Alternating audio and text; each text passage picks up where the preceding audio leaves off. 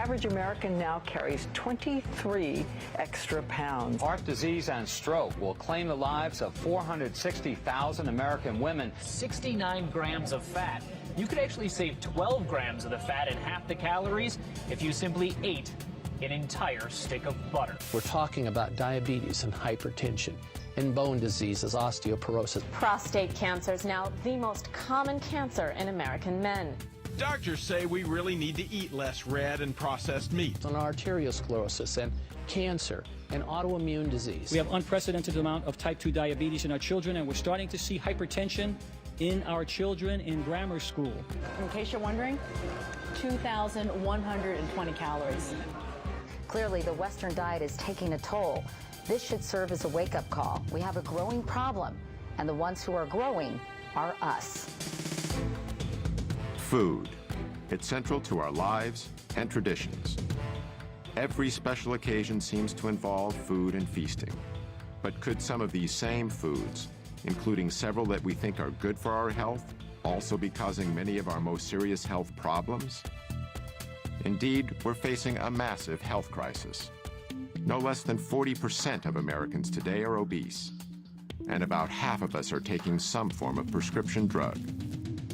The best-known statin drug, Lipitor, is the most prescribed drug ever in the world. Almost 1 in 5 American 4-year-olds are now considered to be obese. Though Mexican-American and African-American children are still more likely to be overweight. This could be the first generation of children in the United States that lives less than its parents. We spend $2.2 trillion a year on health care, over 5 times more than the defense budget. In fact, we pay more per person for health care than any industrialized country in the world. Yet we're sicker than ever. You see, there's no money in healthy people, and there's no money in dead people. The money is in the middle. People who are alive, sort of, but with one or more chronic conditions. Obesity, diabetes, heart disease, high blood pressure are all diet-related health issues that cost this country more than $120 billion each year. Every minute, a person in the U.S. is killed by heart disease. 1,500 people a day die from cancer. Combined, these two diseases kill over 1 million Americans every year. Cases of diabetes are skyrocketing, particularly among our younger population. Diabetes. Life-threatening diabetes. 1 out of 3 people born in the U.S. today will develop this crippling condition during their lifetime. Millions of others suffer from a host of degenerative diseases. Millions more of us are so stimulated by sugar, coffee, and energy drinks that we've masked our chronic fatigue. But could there be a single solution to all of these problems? A solution so comprehensive, yet so straightforward, that it's mind-boggling that more of us haven't taken it seriously? Someone has to stand up and say that the answer isn't another pill. The answer is spinach. A growing number of researchers claim that if we eliminate or greatly reduce refined, processed, and animal-based foods, we can prevent, and in certain cases even reverse, several of our worst diseases. They say all we need to do is adopt a whole foods, plant-based diet. It sounds almost too simple to be true.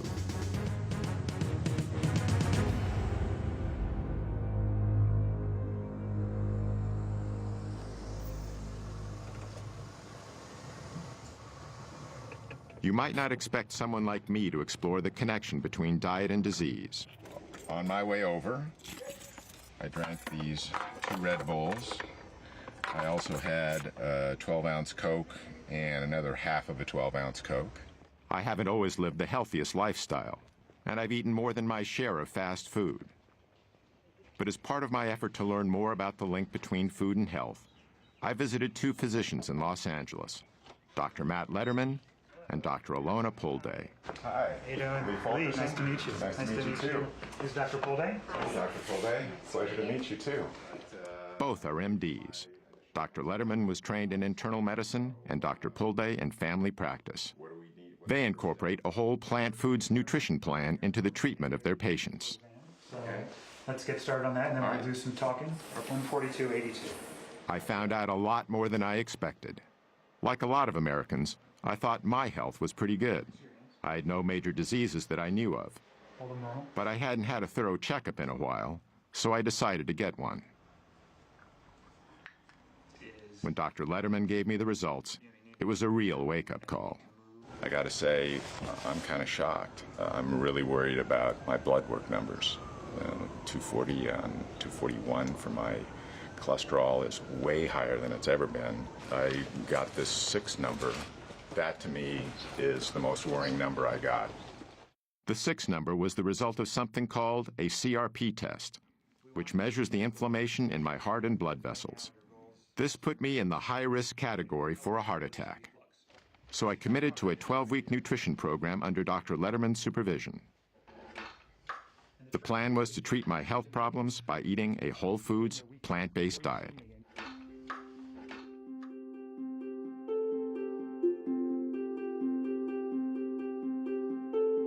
The idea of using nutrition to promote good health is nothing new. Indeed, Hippocrates, the ancient Greek father of Western medicine, said, "Let food be thy medicine," over 2,000 years ago. Yet it wasn't until more recently that the science behind this observation was systematically probed and applied. 2 researchers who've made groundbreaking contributions to this effort are Dr. Colin Campbell and Dr. Caldwell Esselstyn. Born just a few months apart in 1933 and 34, they each grew up on farms. Campbell's childhood farm is in rural Virginia, where his family raised dairy cattle and milked cows. My dad and mother moved here in 1943 when I was 9 years old. And during that time, we had a dairy of about somewhere between 20 and 30 cows, which in those days was a modest, medium-sized dairy. At the time, milk was believed to be nature's perfect food. So perfect, in fact, that this U.S. government film from the early 20th century recommended that infants who have just been weaned from their mother's milk should be switched immediately to cow's milk. That was the excitement of doing something, producing nature's perfect food, if you will. Established in 1675, the Esselstyn's farm is in upstate New York. On these rolling hillsides, they grazed both beef and dairy cattle. This was sort of like the nerve center of the operation in a way? More or less, absolutely. This is sort of the epicenter around these barns. This is the way farming was done in that area. And so this is sort of where you learned the craft of the trade of farming. How old were you when you moved here again? 7. I didn't start driving the tractor until I was 8 years old. Well, a late bloomer, right? Exactly. But I enjoyed it, and I really got a great kick out of doing the farm work. Although they didn't know each other yet, farm life had a deep and lasting influence on both Campbell and Esselstyn. To make it successful, you had to have persistence, staying power, and tenacity of purpose. I guess it's ironic in the sense that we're both now advocating, not consuming the products that we were busy actually producing with our families. During Campbell and Esselstyn's lifetimes, the American diet has changed dramatically. Near the beginning of the 20th century, Americans each ate about 120 pounds of meat annually. By 2007, that figure had exploded to no less than 222 pounds. In 1913, we ate about 40 pounds of processed sugar each per year. However, by 1999, our consumption of all refined sweeteners had risen to over 147 pounds. In 1909, Americans consumed around 294 pounds of dairy products apiece. But by 2006, our yearly intake of dairy had more than doubled to 605 pounds. By the early 1950s, Campbell was off to college at Penn State, while Esselstyn went to Yale. As part of Yale's rowing team, Esselstyn won an Olympic gold medal in 1956. During this same decade, the pace of American life was accelerating, even with our food. The late 50s was the heyday of the drive-in burger joint. The supermarket was just beginning to thrive in the newly built post-World War II suburbs. This was when the so-called convenience foods were born, like the legendary foil-wrapped TV dinner, not to mention a host of other tasty processed delicacies devised to make our lives easier and better. By now, Colin Campbell was in graduate school at Cornell University, which had one of the most prestigious nutritional science departments in the country. His research was on animal nutrition and biochemistry. But it was focused more on feeding animals for their ability to be able to produce meat, milk, and eggs, protein containing. And so my own research was focused on protein, making sure we got enough. It was considered to be the vital nutrient. It was one of the first nutrients discovered. And without protein, the animal would die. So it was a life force. And in fact, in even the early 1900s, there were statements made that this is the stuff of civilization itself. Protein was also nearly synonymous with animal-based foods like meat.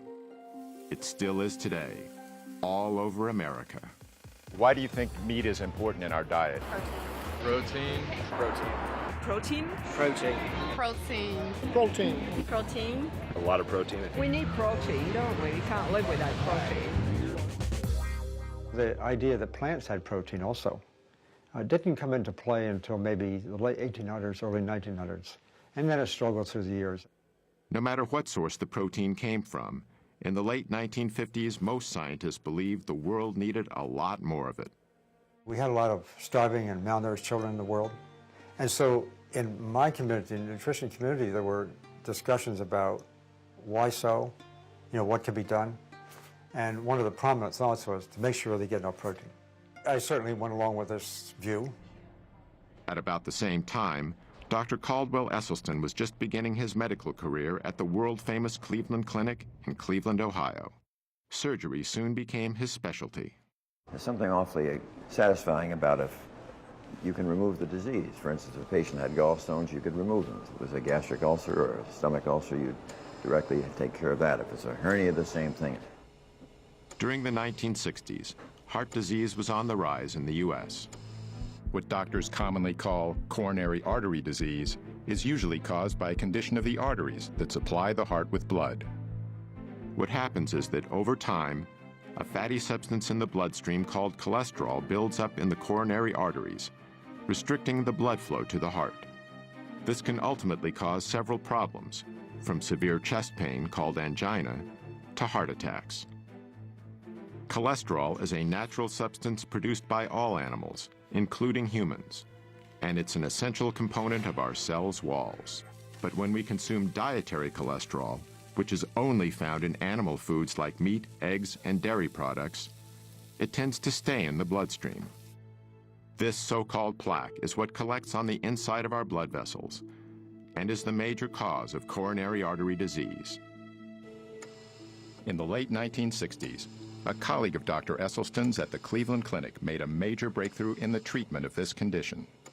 In fact, Esselstyn shared space with him in the clinic's surgical locker room. His name was Dr. Rene Favellaro. Rene really sparkled in the operating room, and in 1967 he did his first bypass graft at the clinic, coronary artery bypass graft. This revolutionary new procedure was accomplished by removing a vein from the patient's leg, then stitching it on the heart's blocked coronary artery to allow the blood to flow around or bypass the blockage. Today, over 500,000 Americans go under the knife annually for heart bypass surgery, costing around $100,000 apiece. These operations alone constitute a staggering total of nearly $50 billion.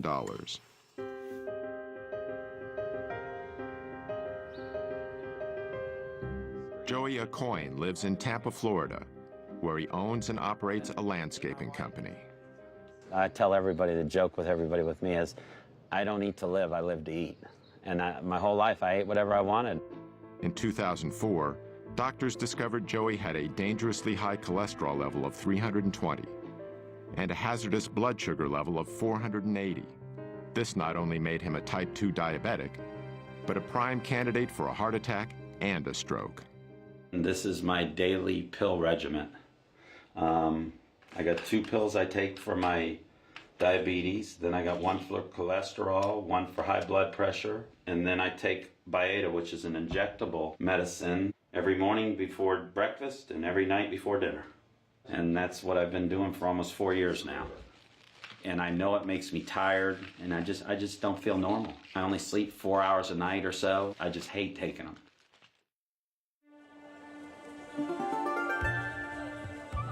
In the mid-1960s, Dr. Campbell was in the Philippines, trying to get more protein to millions of malnourished children. To keep costs down, he and his colleagues decided not to use animal-based protein. The program was beginning to show success. But then Dr. Campbell stumbled onto a piece of information that was extremely important. It centered on the more affluent families in the Philippines, who were eating relatively high amounts of animal-based foods. But at the same time, they were the ones most likely to have the children who were susceptible to getting liver cancer. This was very unusual, since liver cancers are mainly found in adults. But just the mere fact that they occurred in children said, you know, there's something here. This is pretty significant. Shortly afterward, Dr. Campbell came across a scientific paper published in a little-known Indian medical journal. It detailed work that had been done on a population of experimental rats that were first exposed to a carcinogen called aflatoxin, then fed a diet of casein, the main protein found in milk. They were testing the effect of protein on the development of liver cancer. They used two different levels of protein. They used 20% of total calories, and then they used a much lower level, 5%. 20% turned on cancer, 5% turned it off. This Indian paper, together with what Dr. Campbell had learned about increased liver cancers in children eating animal-based foods, combined to create a decisive moment in his work and his life. Because we learned that animal protein was really good in turning on cancer. During the same time, the way Americans ate was changing, again. The number of fast food franchises was exploding as more and more overscheduled Americans began using them as a convenient way to feed themselves and their families. While the fast food revolution was sweeping the nation, the rate of cancer deaths in America was continuing to rise. As a result, in 1971, President Richard Nixon initiated a program that was dubbed the War on Cancer. We are here today for the purpose of signing the Cancer Act of 1971. And I hope that in the years ahead, that we may look back on this day and this action as being the most significant action taken during this administration. On the front lines of this new war was Caldwell Esselstyn. By 1978, he was chairman of the Breast Cancer Task Force at the Cleveland Clinic. Yet he soon began to doubt the medical procedures he was using. No matter how many of these operations I was doing for women for breast cancer, I wasn't doing one single thing for the next unsuspecting victim. So Dr. Esselstyn started investigating the global statistics on breast cancer. One of the facts he discovered was that the incidence of breast cancer in Kenya was far lower than it was in the United States. In fact, in 1978, the chances of a woman getting breast cancer in Kenya were 82 times lower than in the U.S. Dr. Esselstyn was even more surprised by the numbers he discovered for some other types of cancer. In the entire nation of Japan in 1958, how many autopsy-proven deaths were there from cancer of the prostate? 18. 18 in the entire nation. That, to me, was about the most mind-boggling public health figure that I think I'd ever encountered. In the same year, the U.S. population was only about twice the size of Japan's, yet the number of prostate cancer deaths exceeded 14,000. Dr. Esselstyn also discovered that in the early 1970s, the risk for heart disease in rural China was 12 times lower than it was in the U.S. And in the highlands of Papua New Guinea, heart disease was rarely encountered. The link he noted between all the areas he studied was simple. Virtually, the Western diet was non-existent. They had no animal products. They had no dairy, no meat. Even more compelling to Esselstyn was some historical data that had long been overlooked. In World War II, the Germans occupied Norway. Among the first things they did was confiscate all the livestock and farm animals to provide supplies for their own troops. So the Norwegians were forced to eat mainly plant-based foods. Now we look at the deaths in Norway, just antecedent to this period, from heart attack and stroke. 19 27. 1930, 35. Look at right up here, right at the very top, 1939. Bingo! In come the Germans. Immediately, 1940, wow, 41, 42, 43, 44, 45. Have we ever seen a population have their cardiovascular disease plummet like this from statins, from bypass surgery, or from stents? No. But look what immediately happened. With the cessation of hostilities in 1945, back comes the meat, back comes the dairy, back comes the strokes and heart attacks. I mean, it's such an absolute powerful lesson. But we didn't get it. Because of evidence like this, Dr. Esselstyn was making the same assessment that Dr. Campbell was due to his work in the Philippines, seeing a causal link between animal-based foods and some of our most deadly diseases. But they weren't the only researchers coming to this conclusion. Another was Dr. John McDougall. In the mid-1970s, he began practicing on a sugar plantation in Hawaii. What I observed there was the health of the people differed dramatically depending upon how long they'd been in Hawaii. People who were raised in Japan, the Philippines, Korea, China, first generation, who had moved from their native land, were always trim. Never had heart disease, prostate cancer, colon cancer, breast cancer, rheumatoid arthritis, multiple sclerosis.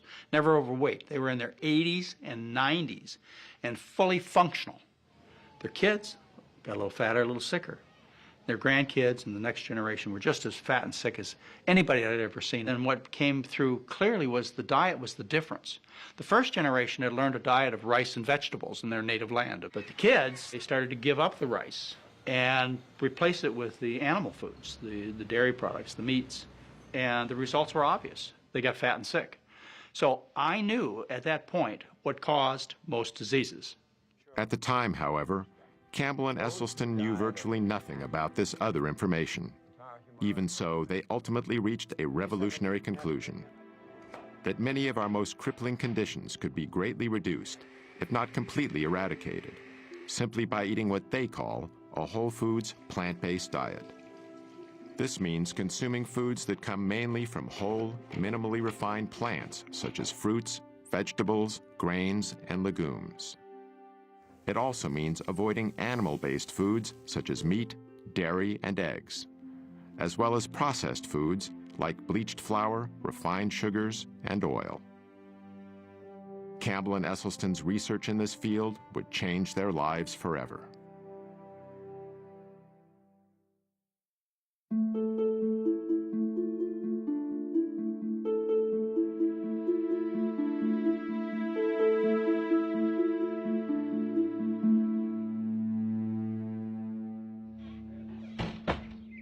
Went through your preliminary form. The goals that I have, tell me if I'm missing any from you, were eliminate your shots and medicines. You want to get off this stuff. You want to sleep well at night. You're not doing that. You want to stop feeling tired and run down. You want to lose weight. That's it. You got it. Those are your goals. The other complaints, you had low energy, ringing in the ears, sinus problems, postnasal drip, shortness of breath, wheezing, coughs, indigestion and reflux, loose stool, diarrhea, bloating, black and bloody mucousy stool with meat consumption, and difficulty walking, getting around, trouble losing weight, chronic and unpleasant hunger feelings, groggy after meals, strong food cravings, and anxiety about food in general. All of that stuff. Sounds like I'm dead. So I don't mean to, harp on the bad stuff, but, that will all, most of that should get better. My goals I'm adding in. Which goals do you add? I want you to reverse all your medical diseases, the ones that we can reverse, and most of yours we could. I told you all the risk and benefit. Based on what I told you, I would stop all these meds. I would stop these on top of all these risks. That's what I'm going to try. You're going to get my best effort, I can tell you that. Yeah, you'll do good. Okay. You'll do well. By 1975, Dr. Campbell was at Cornell University, investigating what he'd discovered in the Philippines. Our work from the beginning was designed, in a sense, to do two main things. One, I wanted to replicate, if possible, the Indian work, because it was so provocative. Secondly, if this is really true, I wanted to study how does it work. Just like the Indian researchers, Campbell fed half the rats in his study a diet of 20% casein, the main protein in dairy products. The other half was fed only 5% casein. Over the 12 weeks of the study, the rats eating the higher protein diet had a greatly enhanced level of early liver cancer tumor growth. On the other hand, all of the rats eating only 5% protein had no evidence of cancer whatsoever. But Dr. Campbell decided to take these findings a step further. This time, instead of keeping his test rats on the same diet throughout the study, he kept them in one group and switched their diets back and forth between 5 and 20% dairy protein, doing so at 3-week intervals. The results were astonishing. Whenever the rats were fed 20% protein, early liver tumor growth exploded. But when the same rats were given 5% protein, tumor growth actually went down. I mean, this was so provocative, this information. We could turn on and turn off cancer growth just by adjusting the level of intake of that protein. Going from 5% to 20% is within the range of American experience. The typical studies on chemical carcinogens causing cancer are testing chemicals at levels maybe 3 or 4 orders of magnitude higher than we experience. Even more surprisingly, Dr. Campbell discovered that a 20% diet of plant proteins from soybeans and wheat did not promote cancer. However, there's a long-standing belief among the public that animal protein is important for human health. Connie Dickman supports this position. Ms. Dickman is Director of Nutrition at Washington University in St. Louis, Missouri. She's the past president of the American Dietetic Association and an advisor to the National Dairy Council. When you eliminate animal foods from your eating plan, you run the risk of inadequate protein content. Animal proteins provide all the amino acids that we need for cell growth, tissue repair, and overall health. Eating whole foods, it's virtually impossible to be protein deficient without being calorie deficient, because even if you take the foods that have the least amount of protein in it, let's say potatoes, for example, or rice, 8-9%. Well, that's the figure we more or less need. Dr. Campbell's research led him to a conclusion about the way genes, chemicals, and nutrition interact to promote cancer. Cancer starts with genes. It might be genes we're born with, it might be genes that are actually changed by a chemical. So those genes become capable of producing cancer cells. Whether we do or don't get cancer is primarily related to how we promote those cancer cells to grow over time. That's where nutrition comes into play. They go much more rapidly when they were fed animal protein. Dr. Campbell and other nutritional scientists have found that only a small percentage of cancer cases are caused solely by genes. I think the general consensus in my field is that probably not more than 1 or 2% at most is attributed to the genes we may or may not have. And that's the most helpful and hopeful information I give people. Because if you go through life thinking that what happens to you from a health perspective is based on your genes, you're a helpless victim. My diet was pretty abominable. I thought the two principal food groups were caffeine and sugar. Dr. Pam Popper is executive director of the Wellness Forum in Columbus, Ohio, and an expert in the areas of health and nutrition. And you want...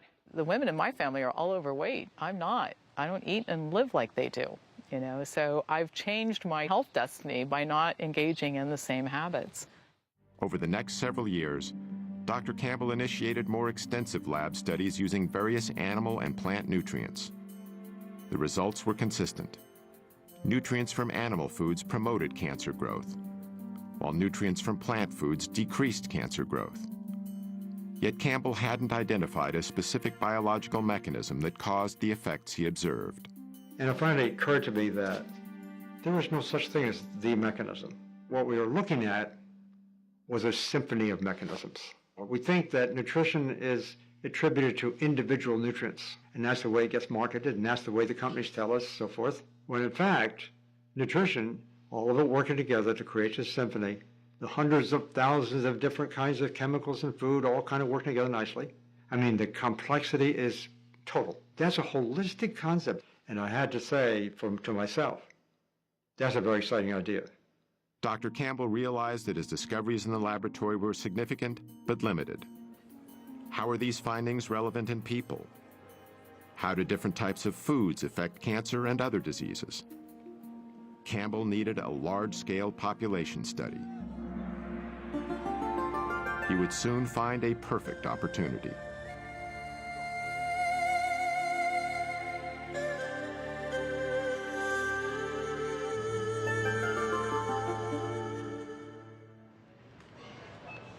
So mangoes are really good. They flavor things really Okay. nicely. That's something you want to get a riper one. Dr. Matt Letterman and his wife, Dr. Alona Pulde, are among a small but growing number of physicians who use a whole foods, plant-based diet as a primary treatment for their patients. From shopping with patients to teach them how to read nutrition labels. And I don't care what it says on the front, the back, or the sides. Look at the ingredients. Okay. And that's all I care about. To showing patients how to prepare meals. They are not your typical MDs. Doctors Letterman and Pulde use food as treatment because they feel it's the best medicine available. Medicine that not only makes their patients feel better, but that truly improves their health. In 1973, the U.S. Congress passed a new farm subsidy bill. Among other things, it included incentives that encouraged a massive increase in corn production. One of the major byproducts of this enormous corn surplus was a low-cost sweetener called high-fructose corn syrup. Companies could add this sweetener to anything from soda pop to hot dogs, and then make these products widely available at low prices. Processed sugars and other refined foods are far more calorie-dense than the whole plants they're made from. The dramatic increase in their use is a major reason why our food has become richer. To evolutionary psychologist and author Dr. Doug Lisle, the consumption of unnaturally dense foods is the main cause for the epidemic of obesity in America. It isn't that people become more self-indulgent. It isn't because they're lazier than they ever were. What's happening is that their mechanisms of satiation are being fooled. The process starts with a range of receptors in our stomachs that help us gauge how much food we've eaten. These include stretch receptors to help measure the sheer volume of food in our stomachs. We also have density receptors to help determine the caloric density, or what we more commonly call the richness of our food. For instance, 500 calories of natural plant food fills the stomach completely, triggering both our stretch and density receptors to signal our brain that we've had enough to eat. But 500 calories of unnaturally rich or processed food fills the stomach far less, deceiving these receptors into telling our brain that we need to eat more. Even worse is 500 calories of oil, which is almost pure fat and barely triggers any response at all. The problem with weight management in humans is that if you make these foods completely artificial, which we do today, you wind up with a problem that people have to overeat just to be satisfied. But why do these concentrated foods that are so harmful to us give us so much pleasure? Dr. Lisle says the answer is related to a system called the motivational triad. This is a trio of biological mechanisms that nature has designed into every creature on Earth so they can survive to pass their genes on to the next generation. The first leg of the motivational triad is pleasure seeking. And primarily two things are the cause of that, and those two things are food and sex. So in the case of a great white shark, it's basically got a neon sign flashing across its forehead saying food, sex, food, sex, food, sex. Unless it's a male, then it says sex, food, but it's pretty much the same thing. The other two legs of the motivational triad are avoiding pain and doing everything with the least amount of effort. Pleasure-seeking, pain avoidance, and energy conservation. That really sums up animal behavior, whether we're talking about a paramecium under a microscope or a great white shark. Richer foods naturally excite our senses because it's nature's way of telling us they will provide the highest amount of dietary reward with the least amount of effort. This helped our ancestors find the most calorie-dense and ripe foods available, which contributed to our survival. But in today's environment, we can artificially increase calorie density well beyond what our ancestors would have found in nature. The resulting foods give us a hypernormal amount of pleasure, leading us into something Dr. Lisle calls the pleasure trap. What the pleasure trap is an interaction between our natural instincts, which are trying to tell us the right thing to do, and some kind of artificial modern stimulation that is piggybacking or hijacking that process. So the classic example of the pleasure trap would be drugs and drug addiction. The way drugs work is they hijack the existing pleasure circuits that when certain chemicals hit those areas, they cause feelings of euphoria and excitement. The same drug-like effect happens when we eat highly concentrated, processed foods. We've removed the fiber, we've removed the water, we've removed the minerals, we've done everything that we can to hyper-concentrate sugar and fat and add a bunch of salt as well into the food. And now what the food has become is become a low-grade addiction. These things are drugs. They have other deleterious side effects, not the least of which is adding a lot of empty calories. Dr. Terry Mason is Commissioner of Health for the City of Chicago. He's one of the few public officials in America who openly supports a plant-based diet. If it walked, hopped, swam, crawled, slithered, had eyes, a mom and a dad, don't eat it. Dr. Mason contends that the less affluent segments of our population have difficulty making the best food choices. Well, first of all, the diets are calorie-rich and nutrient-poor. This is the real problem. And unfortunately, poor people are poor in everything. They're poor in health, they're poor in food choices, they're poor in almost every aspect you could think of. This makes the less prosperous particularly vulnerable to the low-grade addiction of highly processed foods. People want stuff that's fast, people want stuff that's quick, and they like the stuff that's salty, and they like the taste of something fried.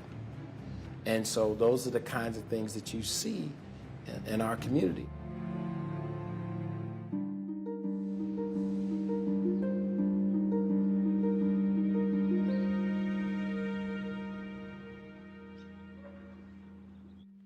Sandera Nation lives in a quiet suburb in Cleveland, Ohio, with her 5 children. In October 2008, she was stricken by a strange illness. I want to say something, but it's not coming out. I'm getting really shaky and sweats, and then I'm cold and I'm sick and I'm fatigued and my stomach hurts and everything, so I went to the doctor. And that's when they diagnosed me with hypertension and diabetes. Like Joya Coyne, Sandera was treated with expensive prescription drugs. I was in denial for a while. I heard what they said, but I was in denial, like, I still ate things I shouldn't have. I didn't really get the education that I needed to know. So I really depended on that pill to save me.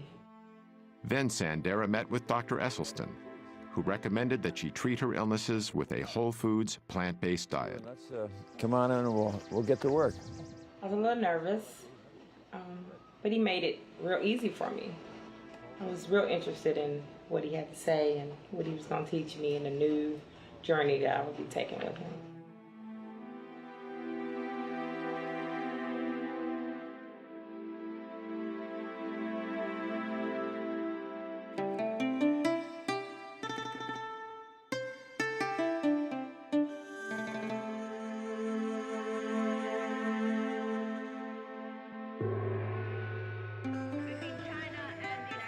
In 1974, Chinese Premier Zhou Enlai was hospitalized with bladder cancer. Knowing that his disease was terminal, he decided to give his country a more complete understanding of cancer. So he initiated what would become one of the largest and most thorough scientific studies in history. 650,000 researchers cataloged the mortality patterns caused by several types of cancer for the years between 1973 and 1975. The study encompassed every county in China and over 880 million people. Zhou died in 1976, years before his study was complete. Okay, and you'll need how many shirts then? Probably 3? Yeah. Okay. Zhou Enlai's cancer study would ultimately have a major impact on what Dr. Campbell himself has called the capstone of his research.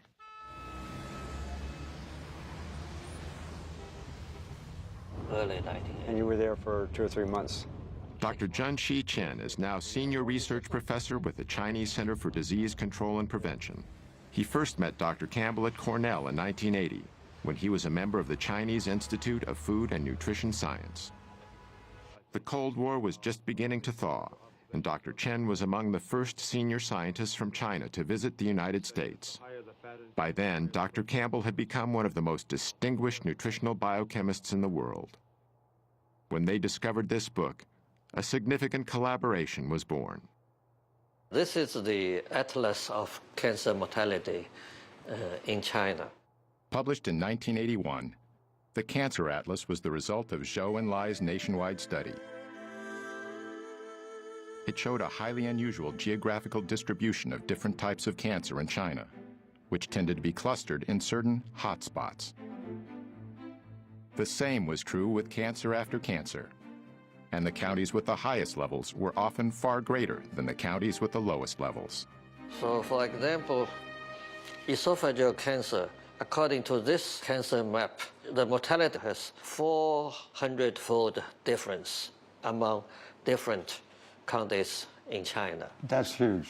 Yeah, and I understood that in the United States, only several-fold difference.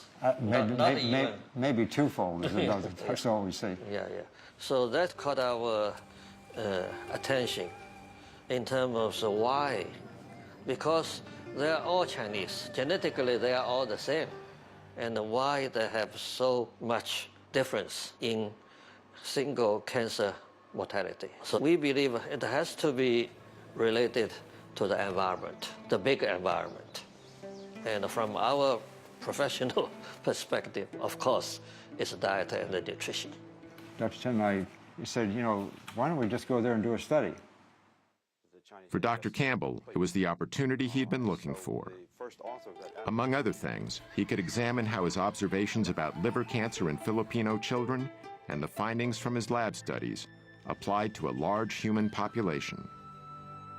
The project would consider 367 diet and health-related variables, making it one of the most ambitious nutritional studies ever conceived. Dr. Campbell and his associates carefully chose 65 counties scattered across China. These counties were mainly located in rural or semi-rural areas. We use the rural counties because they are stable in their residence and they have been in this lifestyle for at least 20 to 30 years. More than 350 workers were trained. They carefully surveyed the diet and lifestyle of 6,500 people in the chosen counties. Urine and blood samples were also taken. In 1983, Doctors Campbell, Chen, and their collaborators began to analyze the vast amount of information that had been collected. The job would take years.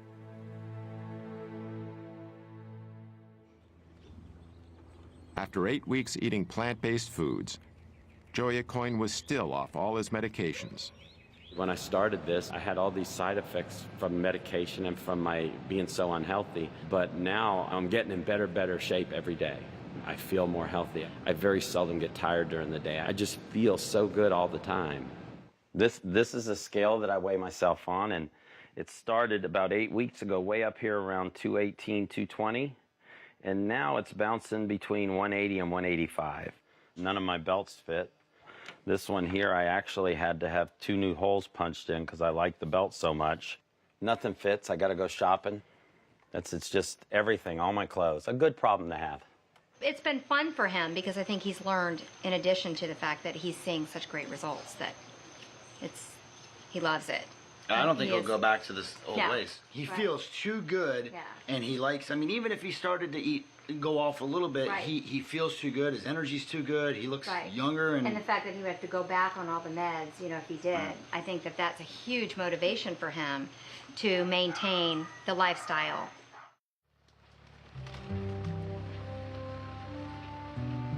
In the mid-1980s, Dr. Caldwell Esselstyn was struggling to organize a study on coronary artery disease. His plan was to put a group of patients on a diet of low-fat plant-based foods, along with small quantities of low-fat dairy products and minimal amounts of cholesterol-reducing drugs. And slowly, over the next 18 months, I got the 24 patients that I had asked for. But the ones they sent me were a little bit sicker than I had thought. These were patients who had failed their first or second bypass operation. They had failed their first or second angioplasty. And there were 5 who were told by their expert cardiologist they would not live out the year. One of the most gravely ill patients was a 59-year-old speech and communications teacher, Evelyn Oswick. Ate all the chocolate candy I could eat, ate every donut I could put my hands on. Oh, I just love things like that. A lot of gravy, And then I have had 2 heart attacks before I met Dr. Esselstyn. When I had the second heart attack, the doctor said that I should prepare for death, really, is what he said. And I looked at him and I said, do you really mean that what you want me to do is buy a rocking chair and just sit there and rock away and wait? And he just looked at me and he said, yes, that's just exactly what I'm saying. Anthony Yen was born and raised in China.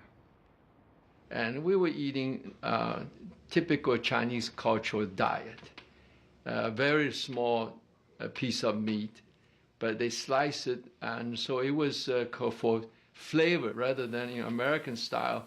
When you eat a large, great, big piece of meat, which you could easily feed the whole family in China. And we eat a lot of vegetable in China, and we have soup. But once I came to the United States, you find beginning to experience fast food, hamburgers and cheeseburgers, pizza, and I noticed my weight began to gain.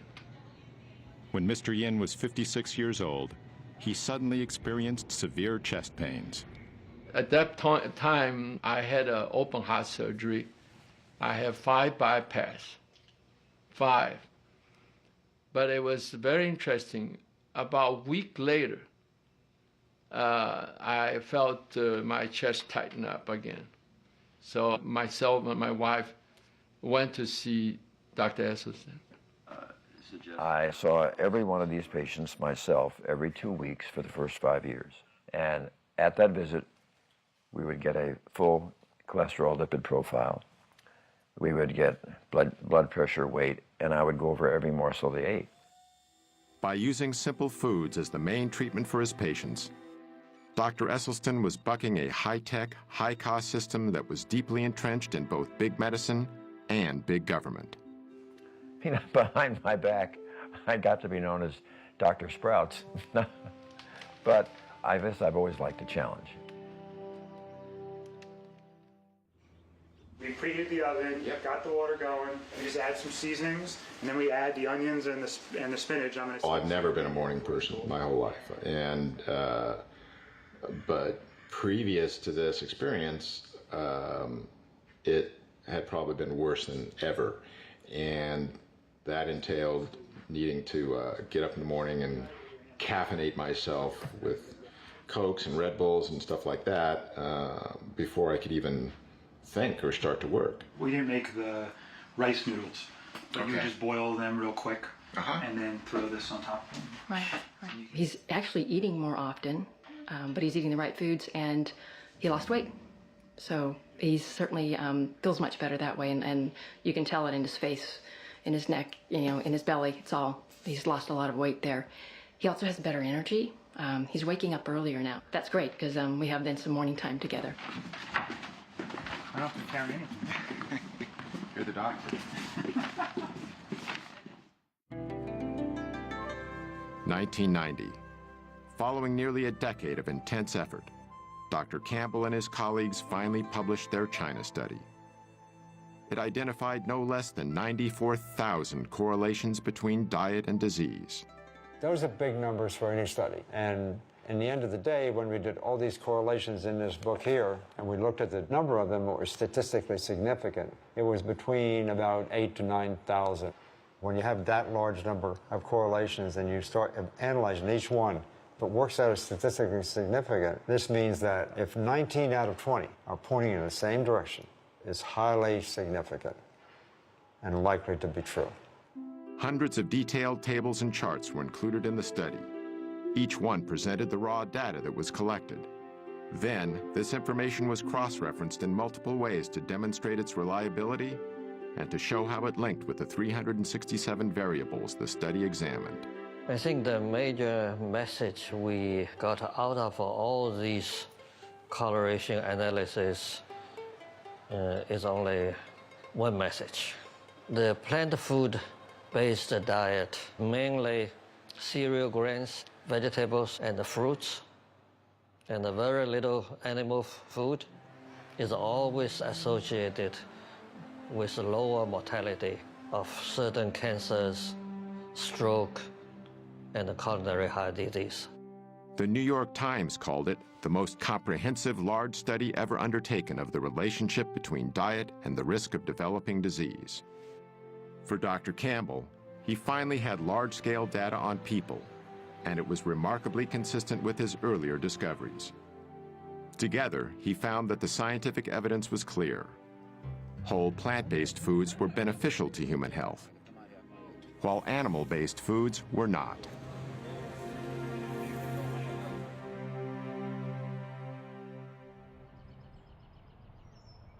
Sandera Nation's journey to better health wasn't easy at first. It was a little hard because I've been eating fatty foods and grease and everything 38 years, as long as I can remember. So it was kind of hard to go from that to changing the next day completely. I started a journal for maybe the first 3 weeks. Write down my feelings and emotions, what I felt like, so that other people could know it's okay to feel that way. Along the way, Sandera had strong support from Dr. Esselstyn and his wife, Ann. They keep in touch, and they're like, we haven't forgotten about you. And I know they haven't. I really feel here that they haven't. I went to Walmart this day. I had wanted a Subway sandwich, and I said, I'm going to get me that meatball sub. I then received a call while I was at Walmart from Mrs. Esselstyn, as if they knew I was weak at this moment. She stated, promise me you will not eat anything from Walmart. Gave me chills to know that she called at that moment. Therefore, I left the store without getting that meatball sub. While Dr. Campbell was publishing his China study, Dr. Esselstyn was getting some powerful data from the research he'd started in 1985. He began with 24 patients, but 6 had dropped out in the first year, leaving him with a total of 18. At the end of 5 years, we had follow-up angiograms, and 11 of the group had halted their disease. There was no progression. And there were 4 where we had rather exciting evidence of regression of disease. These results were astonishing. The diet produced something that medication and surgery never had before: actual reversals of heart disease. The biological mechanism that caused these reversals centers on the lining of our veins and arteries, the endothelial cells. They are the absolute life jackets of our blood vessels. You're young and you're a teenager, you're healthy. You could spread those out 1 layer thick and you'd have something that would cover 6 or 8 tennis courts. In 1988, scientists discovered that endothelial cells manufactured the gas nitric oxide. Well, what does nitric oxide do? Nitric oxide keeps our blood flowing smoothly without being sticky. It also helps to dilate constricted blood vessels during physical activity and inhibits the formation of plaque. And most importantly, nitric oxide is a powerful force for eliminating the inflammation that seems to go with this plaque. However, scientific tests have demonstrated that when we start eating the typical Western diet, our endothelial cells are damaged. When you're getting to be in your 40s and 50s and 60s and you've been slaughtering your endothelial cells, you don't have those 6 or 8 tennis courts. You may be down to 1.5 or 2, and they can't protect you. Yet according to Dr. Esselstyn, when we begin eating a whole foods plant-based diet, the damage to our endothelial cells not only stops, it starts to reverse.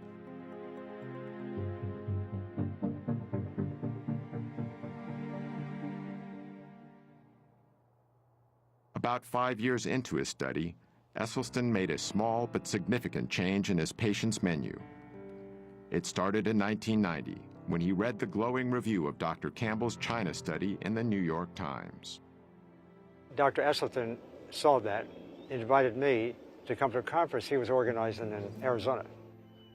These 2 revolutionaries, who up until then had been on similar but separate paths, finally met face to face. On the one hand, I'm coming from the scientific route, getting some ideas. He's coming from the clinical route and doing some dramatic research. Here's the science, here's the clinical evidence. Put the two together is amazing. When he learned of Campbell's research, Esselstyn removed dairy products from his patient's diet. The results of his ongoing study continued to be impressive, and in 1995, he published a paper detailing them in a noted scientific journal. Yet one of Esselstyn's most remarkable success stories involved a colleague of his at the Cleveland Clinic, Dr. Joseph Crow. Actually, I was active, healthy, very busy, mid-40s, absolutely no risk factors at all for any heart problem. But Dr. Crow, even with what was considered to be a healthy cholesterol level, was actually ravaged by heart disease. This angiogram, taken after his first nearly fatal heart attack in 1996, shows how badly damaged one of his coronary arteries was. This angiogram was done after less than 3 years of entirely dietary treatment.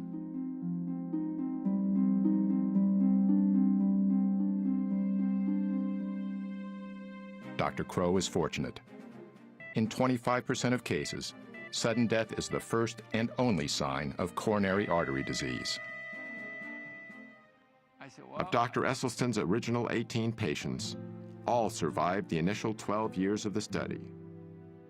Today, 14 patients are still alive, over 2 decades after the study began. The thing about Essie, although he's always very pleasant, when you said, I'm going to be on this program and I'm going to stay with this diet, you stayed with the diet or there was the door. You had no choice. I mean, his smiles are wonderful, but he is very stern, you know. That's why I'm still living. But, you know, he's just a wonderful man.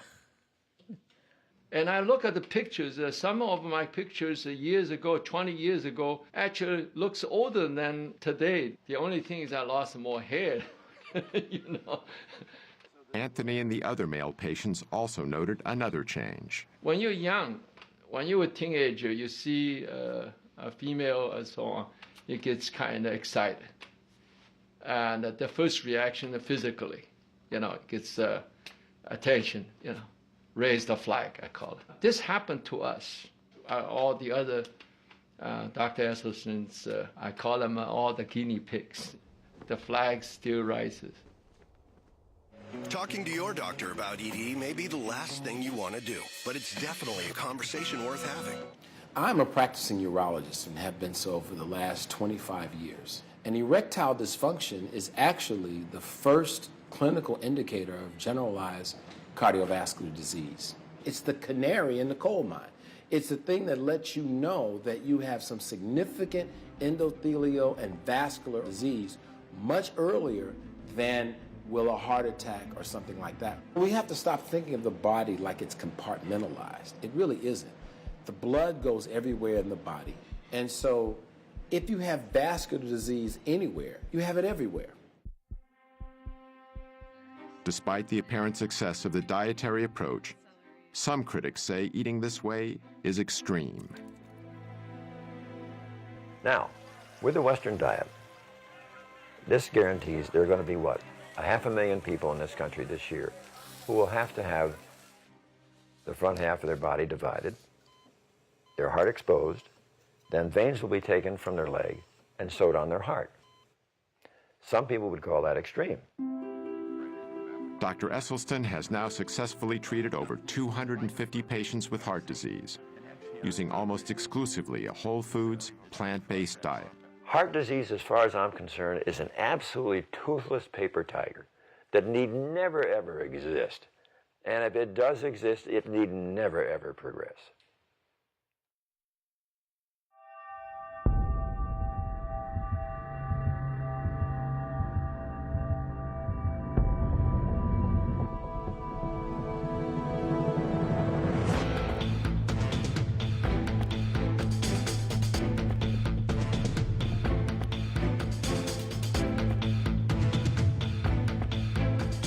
Las Vegas, Nevada. At the Extreme Couture Gym, we found an extraordinary plant-based athlete, Ultimate Fighter champion Mac Danzig. In the mixed martial arts world, strength, toughness, and endurance are of paramount importance, and Mac has them all. I had cut dairy out of my diet when I was about 18 years old. because I had a ear, nose, and throat allergy to dairy, and I was getting a lot of ear infections and things like that. So when I cut that out, really the only thing that was separating me from having a vegan diet was chicken and fish.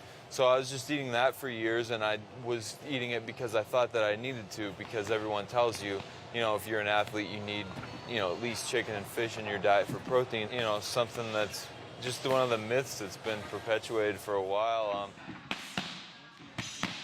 All it took was me cutting the chicken and fish out, and I did it cold turkey. I think a lot of people, stereotypically speaking, think someone that's a vegan is like some skinny hippie type of person. And, you know, I'm not necessarily trying to break the stereotype. I tried the diet for my own personal reasons, and it worked for me. I feel like I have more energy now that I don't eat the meat products, and I also feel like I recover better in between my workouts. I'm not trying to be part of some exclusive club or anything like that. I'm just doing my thing, and you know, don't plan on eating meat or dairy or anything like that for the rest of my life. This guide is called the Type A Planning Guide. Now, it includes foods that are found in the basic 4 food groups, because we are concerned about the total daily needs, and this is a part of it. We must serve 1/2 pint of fresh fluid milk to provide calcium, riboflavin, and the other nutrients that are needed for our children. For decades, the dairy industry and U.S. government have been saying that milk is good for our bones. While all whole foods contain calcium, an essential nutrient for bone health, it is argued that we need the higher amounts found in dairy. Children and aging women in particular have been singled out to drink more and more and more milk. What do you think the most important nutrient we get from dairy products is, like milk? Calcium. Calcium. Calcium? Calcium. Calcium. Calcium. Or calcium. Calcium.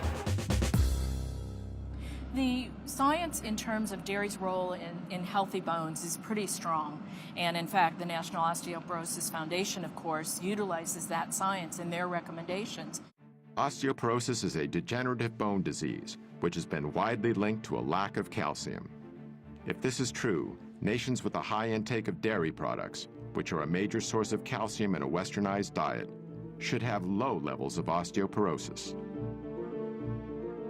But according to a study done by a distinguished Harvard researcher, nations with high levels of calcium intake tend to have high levels of hip fractures, which is a key indicator for osteoporosis. And so, in fact, the higher the dairy consumption, the higher the rate of osteoporosis. Exactly the opposite of what the dairy industry has been telling us for so long. One of the primary mechanisms for that is that animal protein tends to create an acid-like condition in the body called metabolic acidosis. To combat this condition, the body draws upon its most readily available acid buffer, namely calcium in our bones. As the calcium is extracted to neutralize the excess acid, our bones are weakened. In defending the health benefits of milk, many national health organizations now recommend that we consume low-fat dairy products.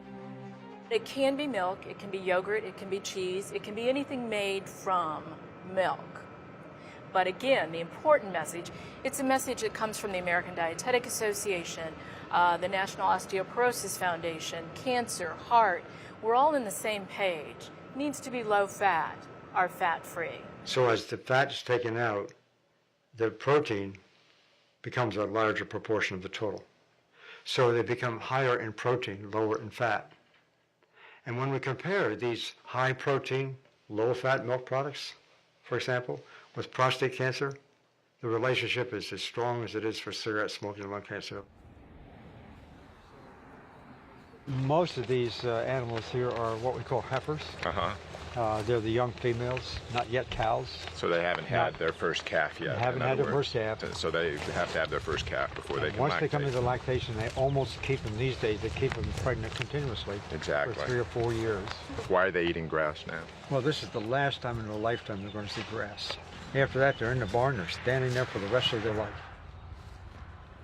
When I was young, we defended our product, promoted our product, because it was nature's most perfect food. And so I believe that. But it took on a slightly different twist as time passed. I mean, it's the most perfect food for cats. And trying to switch the milk of one species to another species doesn't make a lot of sense. Only 2 months into her treatment, Sandera was experiencing dramatic effects on her type 2 diabetes and hypertension. Since I've been on a plant-based diet, blood pressure's been wonderful.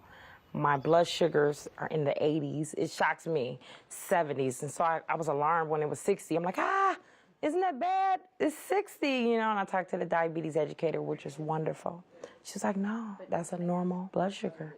Your pancreas is working, it's reversing. Ironically, Sandera works at an outpatient facility for diabetics. Yet the treatment that was achieving success with her diabetes came from outside the established medical system. The positive results went far beyond Sandera's chronic diseases. Mentally, not having the sluggishness, the fear of the disease progressing, because I feel I'm in control and I have power of taking it back the right way now. So mentally, I feel great. I'm eating the things I should eat. And the one thing that is true that Ann said to me, you really start tasting the real taste of what you're eating. Because I eat a peach and you'll think, I was in heaven with my white peaches. I get to eat. And it feels good to be able to eat, bringing the sugar down, you losing the weight, your whole everything changes. You know, I think we're a little dependent on, you know, our doctors and the medications. We should take a little bit more responsibility in checking out for ourselves.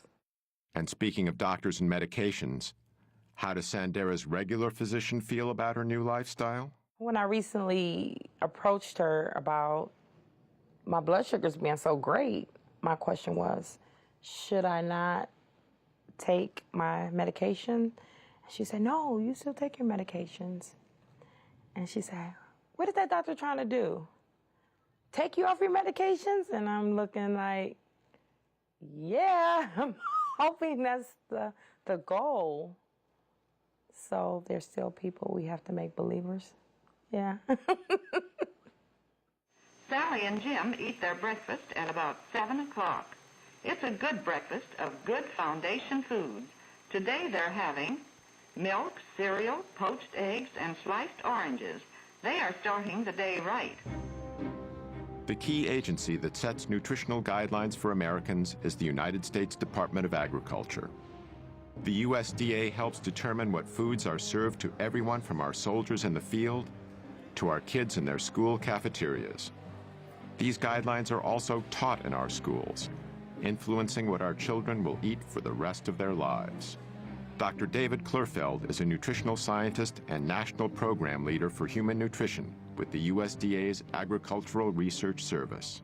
We've made dietary recommendations since the 1890s from USDA, and that was before we knew about vitamins and minerals. Subsequently, we've had different food groups, and we had the basic 4 and 5 and 7 and 12, and it varied as the science changed. Perhaps the best known of the food groups was the Basic 4, introduced in 1956 in a leaflet called Food for Fitness. The mainstay of nutrition education for over 30 years, the Basic 4 defined what an entire generation of Americans believed was healthy to eat. The 4 food groups was replaced in 1992 by the Food Pyramid, then updated by My Pyramid. These guidelines recommend 3 servings of dairy products per day, and meat is still a primary source of protein. In following My Pyramid, a 15-year-old girl can eat a daily menu consisting of a bowl of Lucky Charms with low-fat milk and a glass of orange juice from concentrate for breakfast, cheese-flavored crackers for a morning snack, a cheeseburger on a whole grain bun with French fries and a Coke for lunch, chocolate pudding and grapes for an afternoon snack, and chicken nuggets with a biscuit and canned green beans for dinner, with low-fat ice cream for dessert. I see now what's happening with the way that we feed many of our children and our school systems. We shouldn't be surprised that we're seeing childhood obesity at the rates that we're seeing it. Dr. Neil Barnard is a medical researcher and president of the Physicians Committee for Responsible Medicine. Well, the problem is when a kid is pulling his tray down the school lunch line, you see federal policies in action. There are burgers topped with cheese, the milk is heavily subsidized, but the vegetables and fruits, a little bit harder to find. And this is because the government contracts are going to particularly the meat producers and other producers as well. It has nothing to do with the health of the children. It has all to do with the financial health of the big agribusiness entities. What we have with the USDA is it's really a farmers advocacy organization, and okay, let's have one. But that same group cannot advocate for farmers, help subsidize their operations, manage commodity foods, subsidize the price of growing things, and then turn around and say, okay, we're going to tell people what to eat. They're going to tell people what to eat based on their constituents, which are the farmers, not the American public. In 1998, Barnard's group sued the USDA. Every 5 years, the government reformulates the dietary guidelines for Americans. That's the blueprint of what Americans are supposed to eat to be healthy. And we looked at the panel that pulled it together, 11 people. 6 of the 11 had financial relationships with the food industry. So we said, hey, wait a minute. There are laws about what they're supposed to do and how transparent they are supposed to be. They violated those. And we brought them to court. And it was a long trial, but we won. But that doesn't change the fact that the policies they came up with continue to favor industry as they always have. I don't think there really is a problem with industry connections between scientists and the food industry, primarily because if the beef industry has a question about their products, shouldn't they go to the best scientists? And if the best scientists are consulting for the food industry, I still want the best scientists on these committees that make nutritional recommendations. Financial conflict of interest is only one conflict of interest. You know, there are people who've spent their entire careers trying to prove that a vegetarian diet is good for you or that red meat is bad for you. Now, they may not have industry ties, but they too have a conflict of interest. You know, we do develop biases personally. I had those biases too. But I got to a point in my career that I was getting results that went against what I had thought was true. So I had to self-reflect, criticize my own bias, look at it really carefully, and I changed my views. Dr. Campbell paid a price for changing his views. He's been marginalized by key administrators of his own university. This after being a lead scientist and securing millions of dollars in research grants for Cornell's Nutritional Sciences Division. He had a popular nutrition course canceled by the division director, who had long been a major consultant to the dairy industry. Numerous observers feel this was an arbitrary decision that violated the standards of academic freedom. Dr. Campbell has also witnessed serious corporate influence over research that is used to develop the government's nutrition policy. One example he cites centers on the prestigious National Academy of Sciences. The building behind me here is perhaps the single most important building in the area of science in the country. This is where scientists participate in deliberations about issues of the day and determine how that science can be used to affect policy. In the early days when I was involved, those panels were mostly funded by public money. But on the other hand, in more recent years, I have seen more and more corporate money coming in to support these activities, and more people being allowed on the committees, especially the chairs of the committee. And of course, they can pick the kind of people they want to pick in order to get a certain kind of conclusion. It's not the way it should be, and I'm sure that if the public were to know how powerful is this influence, they would be surely upset.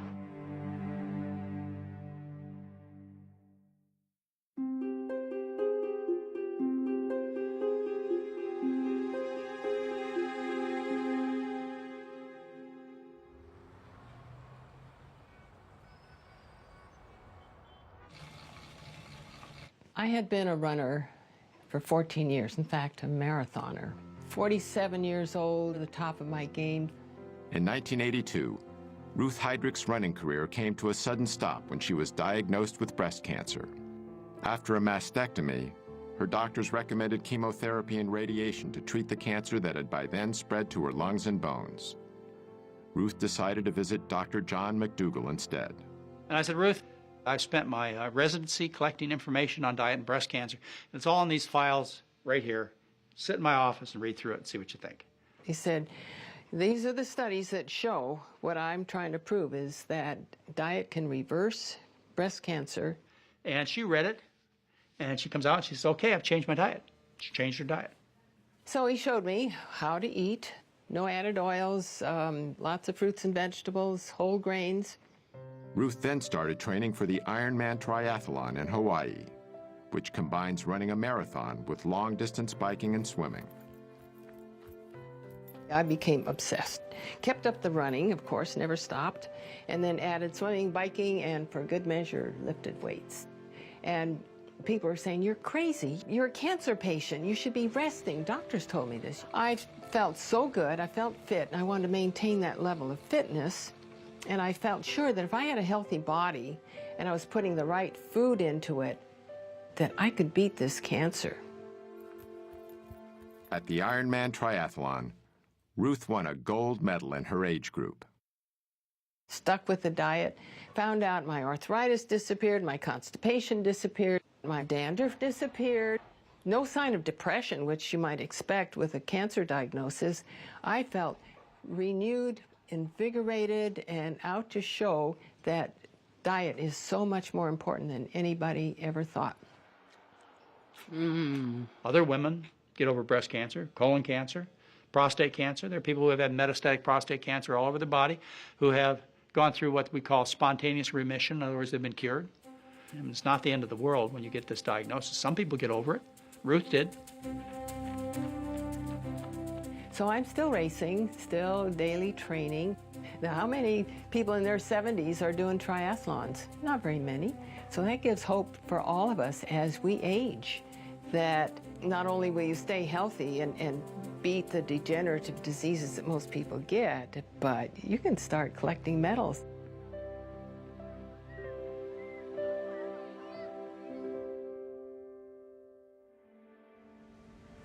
The food choices we make have profound global effects. It takes over 10 times the amount of energy from fossil fuels to produce a calorie of animal-based food than it does to produce a calorie of plant food. Since the 1970s, 20% of the Amazon's rainforest has been destroyed. That's an area the size of California. 80% of this cleared land is now occupied by livestock. The world's cattle alone eat enough grain to feed 8.7 billion people, nearly 2 billion more than the population on Earth. With almost 1 billion malnourished people across the globe, redirecting even a portion of the grain used to fatten cattle could feed every hungry mouth on the planet.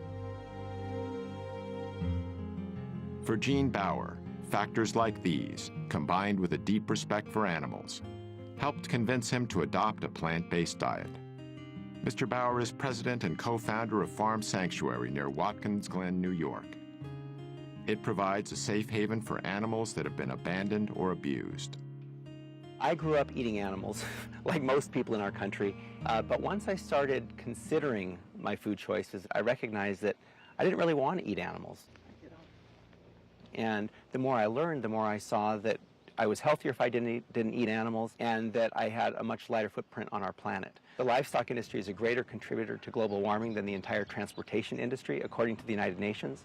So by eating meat, milk, and eggs the way we are, we're harming our own health, we're slaughtering 10 billion innocent animals every year in the U.S., and we're destroying the planet. Statistics compiled from the United Nations and the World Health Organization demonstrate the profound global effect that diet has on health. These are the estimated amounts of animal foods produced in 9 countries, a figure that's closely related to animal food consumption. These are the numbers of deaths due to heart disease and cancer in the same countries.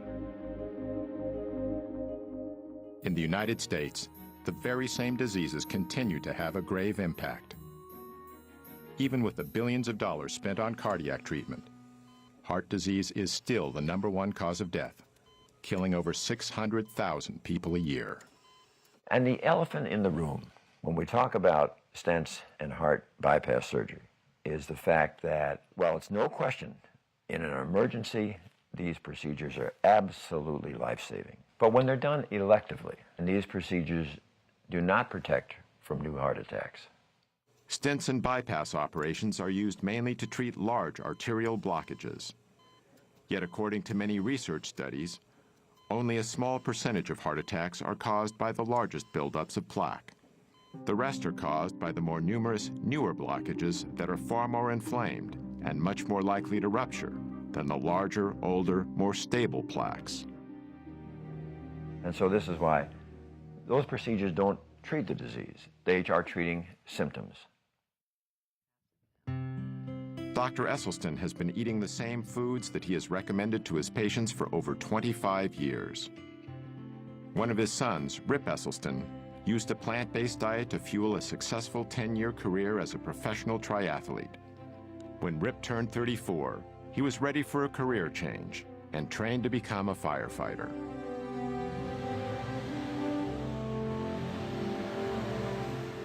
Rip was assigned to Engine Company Number 2 in Austin, Texas.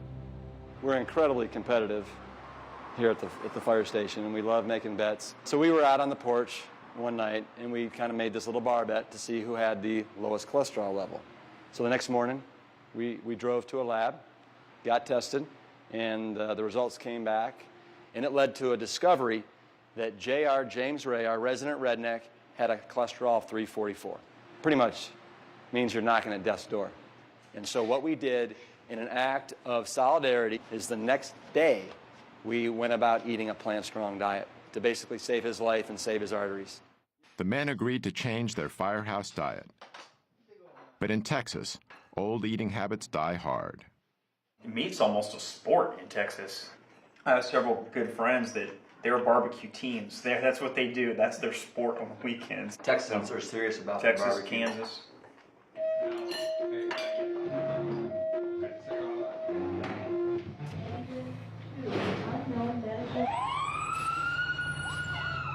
Well, guys associate being manly with eating meat.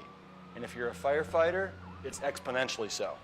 Last year, for example, there were 133 firefighter fatalities in the United States. 52% were from heart disease. Our number one killer of in the line of duty deaths for firefighters is heart disease.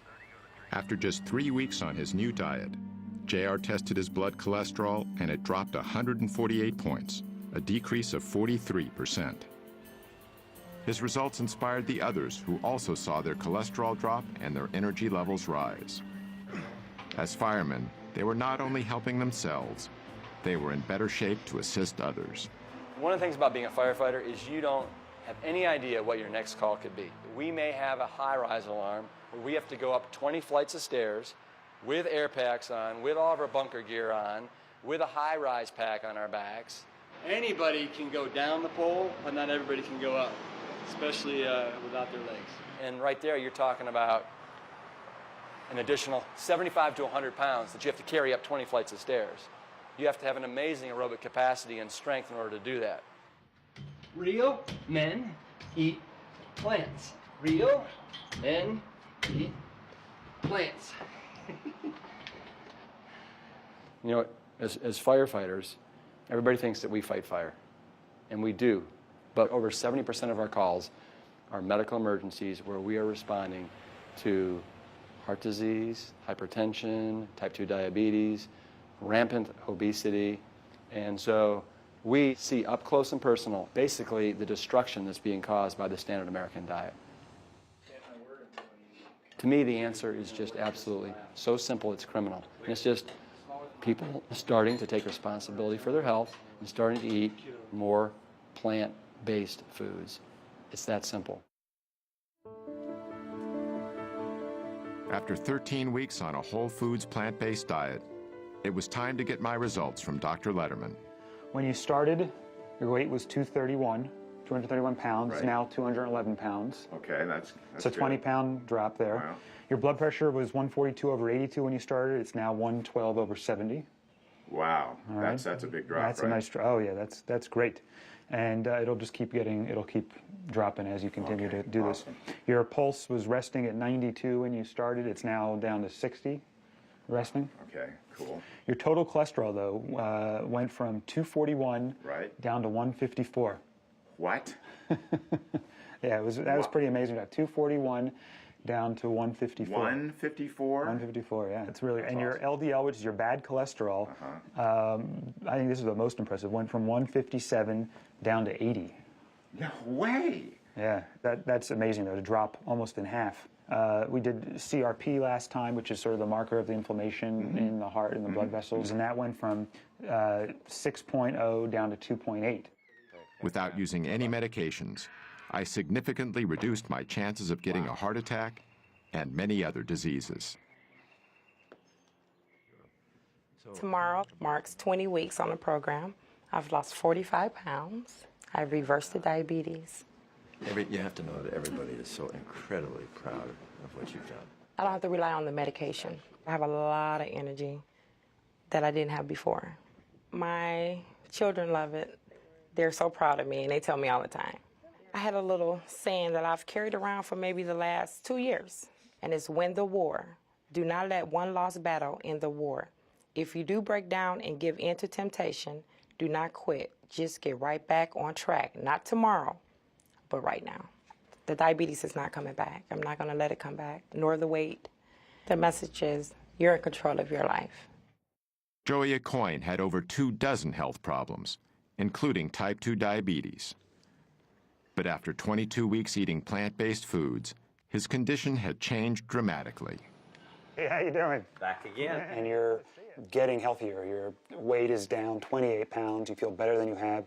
26 out of 27 complaints are gone completely. Your marker of inflammation in the vessels is down to that of a normal person. Your blood sugars are coming down. They continue to come down even on a daily basis, which are going to get better. Your cholesterol is significantly lower than it was when you first started, before you ever started taking any pills. Your blood pressure is normal now compared to how it was before. While on pills, it was still elevated. And you just said you've never felt like this before. You look at how you look in the pictures. You look healthier. So, like I told you before, I explained how the numbers can affect our judgment of what real health is. And it's not just the numbers, it's overall the entire picture. And your picture looks fantastic. I was taking 9 pills a day and 2 shots. So I was spending almost $150 to $200 a month on medication, above my insurance. Just think about that. I've been doing it 5 months. I've saved, $800 to $1,000 already because I haven't taken 1 pill, 1 shot. So think about what that saved me, not just me, the insurance company. The U.S. government will give you figures that 75% of the dollars spent in healthcare are due to chronic illnesses, and these are due to diet and lifestyle. Let's get rid of the problem, which is the sickness, which is caused by the food.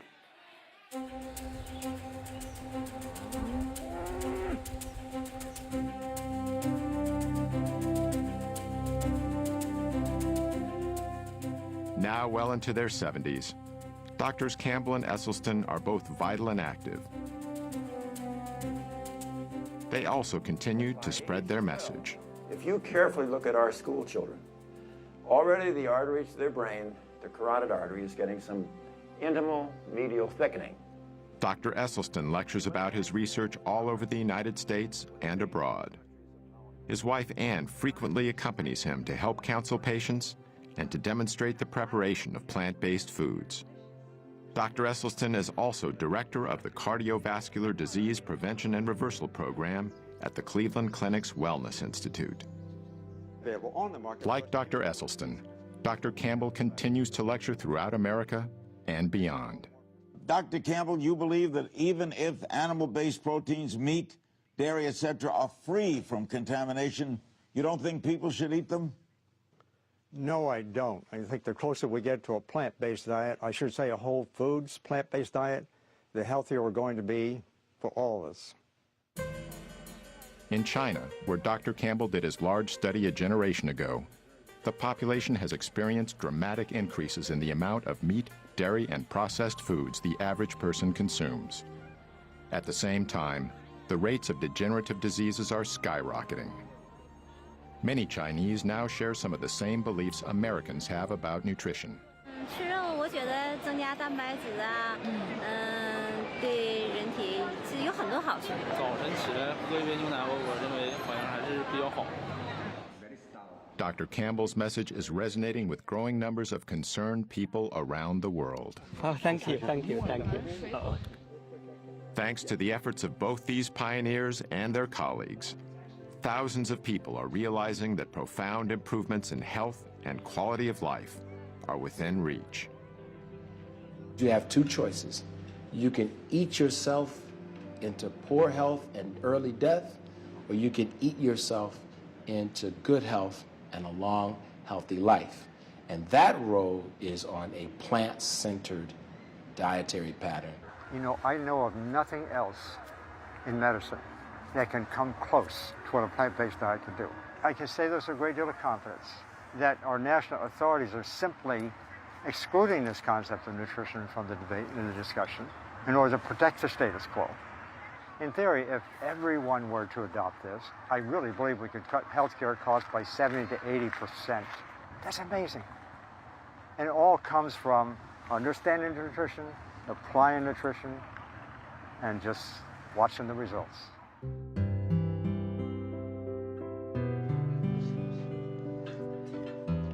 The greatest gift that you could possibly give to yourself and your family, not only those in your generation, but your children and your grandchildren, if you can make them be aware of the incredible power that resides within each of them to avoid life's most poignantly tragic and painful events. You just don't have to have those kinds of events. I believe it with all my heart.